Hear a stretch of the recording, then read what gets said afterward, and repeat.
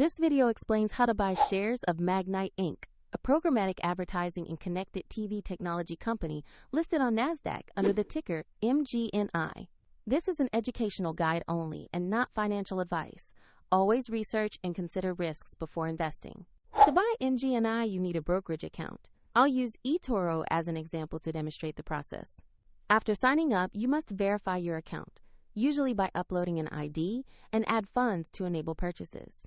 Use the platform's search bar and type the ticker MGNI to locate Magnite Inc. Make sure you choose the NASDAQ listing so you are viewing the correct company.